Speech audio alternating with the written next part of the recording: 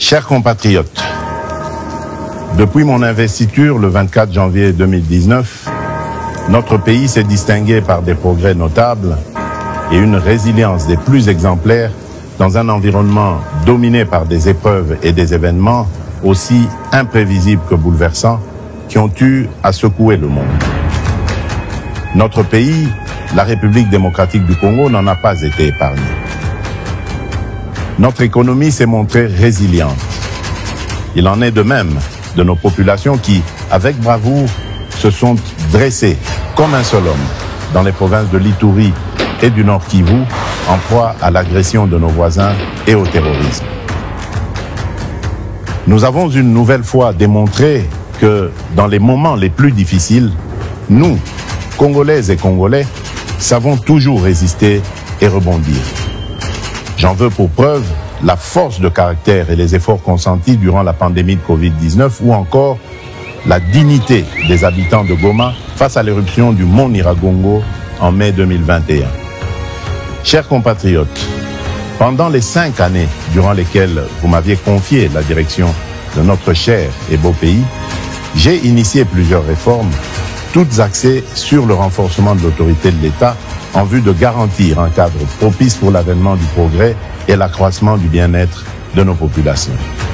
À cet effet, et convaincu que lorsque nous sommes unis, nous sommes plus forts et que notre force réside dans notre solidarité, j'ai initié en 2019 le programme de gratuité de l'enseignement de base qui a permis à ce que plus de 5 millions d'enfants renouent avec le chemin de l'école. À ce programme s'est ajoutée la mise en œuvre cette année du programme de la couverture santé universelle à travers le lancement du projet de gratuité des soins aux femmes enceintes, des accouchements et des soins de santé aux nouveau-nés. Qu'est-ce qui a donc pu motiver ces initiatives? Pas une simple posture politicienne, mais plutôt la réelle volonté de voir émerger un Congo fort et prospère et à la souveraineté affirmée. Un Congo dans lequel l'autorité de l'État est consolidée, la solidarité renforcée et nos villes connectées pour le meilleur. Ma motivation est également celle puisée dans la conviction qu'il n'existe aucun principe constitutionnel qui dispose des disparités rencontrées dans notre existence collective. C'est fort de ces convictions que j'ai tenu à lancer le programme de développement local dans les 145 territoires, en partant de la conception que les conditions de vie ne peuvent être radicalement différentes selon que l'on vive dans une grande ville ou dans un village reculé au sein de notre territoire national. Ces efforts, nous devons les poursuivre. Au moment où je sollicite ce deuxième mandat, mon ambition est d'aller jusqu'au bout de ce que nous avons si bien commencé pour réhabiliter le citoyen congolais dans la plénitude de sa dignité et dans sa fierté d'appartenir à notre chère et belle nation. Je sais que ce sentiment dépend de sa garantie de trouver un emploi décent, lui permettant de couvrir les besoins de sa famille. Il dépend aussi de la garantie d'avoir accès aux services publics de base et de jouir de la protection de l'État. C'est pourquoi j'ai décidé d'aligner le deuxième mandat par la confiance que vous me renouvellerez sur 6 engagements majeurs, à savoir, premièrement, l'engagement de créer plus d'emplois au moyen d'une approche volontariste avec des solutions tirées de notre vécu quotidien en accélérant la promotion de l'entrepreneuriat. Deuxièmement, l'engagement de protéger le pouvoir d'achat de tous les citoyens congolais contre les aléas des prix à l'importation et les variations du taux de change, afin de leur assurer une qualité de vie stable et digne en maîtrisant davantage le cadre macroéconomique.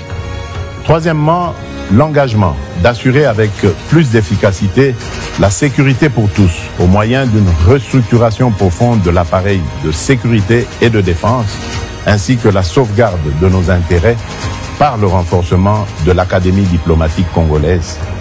Quatrièmement, l'engagement d'intensifier la diversification de notre économie et d'accroître sa compétitivité en procédant par l'intégration de l'espace national en un marché unifié pour mieux la préparer à la transformation des produits agricoles et minier brut. Cinquièmement, l'engagement de garantir plus d'accès aux services de base en assurant la réception des soins de santé de qualité et un accès universel à l'enseignement primaire et secondaire, à l'eau et à l'électricité, ainsi qu'à la protection sociale. Et enfin, l'engagement de renforcer l'efficacité des services publics à travers la construction et l'amélioration des infrastructures routières, aéroportuaires et touristiques, tout en réduisant la fracture numérique sur tout le territoire national. Oui, fort de tout ce que j'ai pu démarrer avec vous, ma conviction demeure qu'un nouveau Congo est réellement possible et je ne ménagerai aucun effort pour capitaliser sur les résultats déjà obtenus et les leçons apprises pour que cette vision de grandeur, tournée vers un futur meilleur, produise les résultats escomptés. Puisque nous avons déjà pris le train du progrès, ne prenons pas le risque le 20 décembre d'aller vers l'inconnu. Poursuivons sur cette lancée pour un Congo plus uni, mieux sécurisé et plus prospère.